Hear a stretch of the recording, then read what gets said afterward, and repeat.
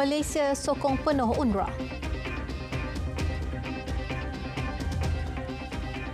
Assalamualaikum dan salam Malaysia Madani. Malaysia terus menyatakan sokongan penuh kepada agensi bantuan dan kerja untuk pelarian Palestin di Asia Barat UNRWA, terutamanya apabila agensi berkenaan berdepan cabaran keuangan. Wisma Putra memaklumkan Malaysia telah menzahirkan sokongan kepada agensi tersebut dengan menyalurkan sumbangan sebanyak 10 juta ringgit November lalu menggunakan akaun Amanah Kemanusiaan Rakyat Palestin AAKRP.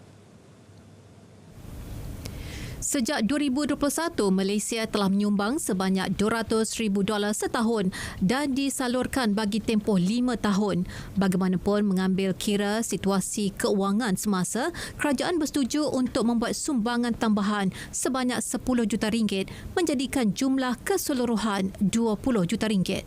Sehingga hari ini, sebanyak 12 buah negara penyumbang telah menggantung pembiayaan sukarela mereka kepada UNRWA susulan tuduhan terhadap penglibatan kaki tangan dengan serangan pada 7 Oktober 2023. 27 pemimpin Kesatuan Eropah EU menggesa untuk gencatan senjata segera dilakukan di Gaza selain mendesak Israel supaya tidak melancarkan serangan darat di Rafah.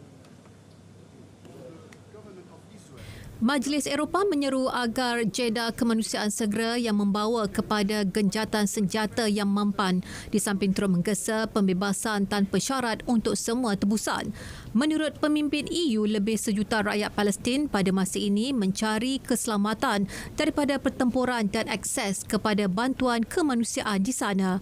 Malah terdapat amaran yang semakin meningkat tentang risiko kebuluran di Gaza. Justeru pemimpin EU menggesa agar akses kemanusiaan penuh, selamat dan tanpa halangan ke Gaza. Penduduk Palestin yang berlindung di sekitar Hospital Al-Shifa mula meninggalkan kawasan berkenaan susulan serangan Israel terus tertumpu di hospital terbabit. Mereka memenuhi jalan di pesisir pantai Bandar Gaza dengan membawa barangan dan menuju ke arah selatan Gaza. Rejim Zionis dalam kenyataan terbaharunya mendakwa telah membunuh 140 pejuang Hamas dalam operasi ketenteraan di sekitar Hospital Al-Shifa. Mereka mendakwa kawasan hospital berkenaan menempatkan infrastruktur dan senjata Hamas serta turut merampas senjata jenis AK-47, bom tangan, roket, mortar dan meriam. Pihak Hamas bagaimanapun menafikan hospital itu dijadikan markas pejuangnya dan yang terbunuh adalah pesakit yang cedera dan orang awam. Sementara itu, sayap kanan pejuang Hamas yang dikenali sebagai Brigade Al-Qassam mendakwa berjaya meletupkan kereta kebal Israel di Gaza. Serangan itu bagi susulan operasi ketenteraan rejim Zionis di kawasan sekitar Hospital Al-Shifa. Menurut satu kenyataan, Brigade Al-Qassam memuat naik satu rakaman video menunjukkan pejuangnya menembak kereta kebal terbabit. Video yang disunting itu memaparkan kereta kebal Israel meletup selepas ditembak di sekitar Hospital Al-Shifa. Serangan itu dipercayai benar berlaku di kawasan hospital terbabit, namun tarikh sebenar kejadian tidak dapat dipastikan. Rusia melancarkan serangan peluru berpandu ke Kiev awal pagi semalam mencederakan sekurang-kurangnya 10 orang. Serangan besar pertama dalam beberapa minggu kebelakangan ini menyasarkan bandar itu dengan peluru berpandu balistik dan pelayaran. Datuk Bandar Vitali Klitschko berkata seorang kanak-kanak perempuan berusia 11 tahun adalah antara 2 orang yang dibawa ke hospital. Menurut Komander Tentera Udara Ukraine, pertahanan udara menembak jatuh ke semua 31 peluru berpandu Rusia yang menyasarkan ibu negara Kiev. Tentera Rusia menggunakan pengebom strategik dan juga melancarkan beberapa peluru berpandu dari wilayahnya dan menyasarkan Kiev dari arah yang berbeza. Klitschko berkata serpihan peluru berpandu melanda beberapa bangunan kediaman, tapak perindustrian dan sebuah tadika di seluruh bandar itu. Perhimpunan Agung PBB semalam sebulat suara menerima pakar resolusi global pertama mengenai kecerdasan buatan AI. Duta Amerika Syarikat Linda Thomas-Greenfield berkata ia bagi menggalakkan pelindungan data peribadi, memantau risiko AI dan melindungi hak asasi manusia. Resolusi tidak mengikat itu yang dicadangkan Amerika Syarikat dan ditaja bersama 122 negara lain mengambil masa 3 bulan untuk berunding dan juga menyokong pengukuhan dasar privasi. Resolusi itu juga adalah yang terbaru dalam beberapa siri inisiatif kerajaan di seluruh dunia untuk membentuk pembangunan AI. Ketika wujud kebimbangan, antara lain ia boleh digunakan untuk mengganggu proses demokrasi, penipuan atau menyebabkan kehilangan pekerjaan. Agensi Pengendali Umrah dan Pelancongan menaikkan harga pakej pelancongan hampir 2 kali ganda dengan harga dijangka meningkat 3 kali ganda pada 10 terakhir Ramadan ketika ramai memperbanyakkan ibadat termasuk melakukan qiyamulai. Pengendali perjalanan umrah di Riyadh menaikkan harga pakej bas pelancongan hampir 2 kali ganda berbanding tambang biasa. Terdapat kira-kira 100 pengusaha pelancongan umrah di seluruh negara, kebanyakannya di daerah Hail Al-Wizarat dan Bata. Harga pakej umrah naik setiap tahun sepanjang Ramadan dan hanya tidak berlaku ketika pandemik COVID-19. Sejak sekatan pandemik ditarik semula, harga itu melambung tinggi berikutan kemasukan tinggi jemaah umrah yang kembali ke Masjidil Haram di Mekah. Penerbangan dari Riyadh ke Jeddah juga mendapat sambutan yang begitu cepat.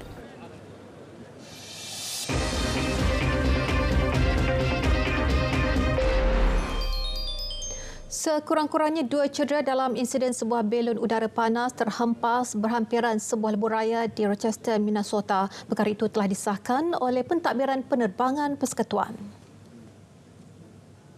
Maklumat awal yang dikeluarkan Jabatan Polis Rochester, belon udara panas itu cuba mendarat di sebuah padang apabila angin kuat menolaknya ke arah talian kuasa elektrik.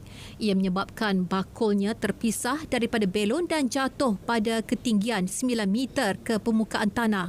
Bagaimanapun, belon udara panas itu terapung sejauh kira-kira 1 batu dari tempat kejadian.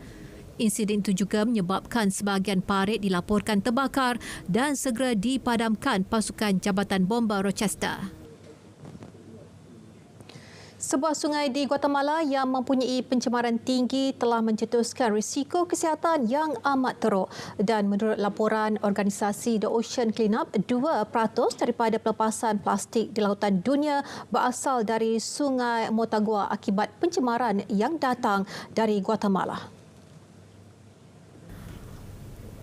Menurut data dikeluarkan Hidroelektrik Las Vacas, 60% kumbahan dan sampah dari sungai Las Vacas telah menghalang air sungai daripada mengalir secara normal. Ia menyebabkan bau busuk dan sampah beracun serta air sungai yang kotor telah menyebabkan masalah kulit dan pernafasan. Pelbagai organisasi sedang berusaha untuk menghalang sisa daripada sampai ke laut, namun sampah yang begitu banyak menyukarkan tindakan itu. Sungai Las Vacas dan Sungai Motagua yang mengalir ke Lautan Atlantik merupakan punca kepada masalah pencemaran di lautan yang sangat teruk. Pasukan Penyelamat Indonesia hari ini memaklumkan mereka menamatkan operasi pencarian pelarian Rohingya yang hilang di laut selepas bot mereka terbalik walaupun terdapat laporan puluhan mangsa dihanyutkan. Pencarian itu telah ditamatkan kerana tiada senarai penumpang. Kira-kira 150 pelarian dikatakan telah berada di dalam bot berkenaan dan 69 ditemui hanyut di luar Provinsi Aceh semalam dalam penyelamatan dramatik selepas mereka menghabiskan lebih daripada sehari berdiri di atas badan bot yang karam. 4 yang lain diselamatkan nelayan sehari sebelumnya. Setiausaha Agung Komuniti Nelayan Aceh Barat, Pawang Amiruddin memaklumkan bahawa mangsa yang terselamat menganggarkan terdapat kira-kira 150 orang di atas bot itu. Pasukan penyelamat berjaya menggerudi separuh daripada 262 meter lombong Pioneer, lokasi 13 pelombong Rusia yang terperangkap di bawah runtuhan. Kerajaan Wilayah Amur Rusia menerusi laporan yang memaklumkan kesemua pelombong telah terperangkap selama hampir 4 hari.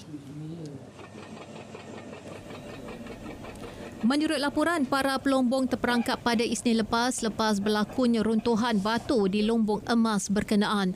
Lombong itu, salah satu yang terbesar di Rusia, terletak di wilayah Amur yang bersepadan dengan China kira-kira 5,300 km timur Moskow. Lombong dimiliki oleh pengeluar tembaga dan emas Rusia telah dikenakan sekatan oleh UMMC.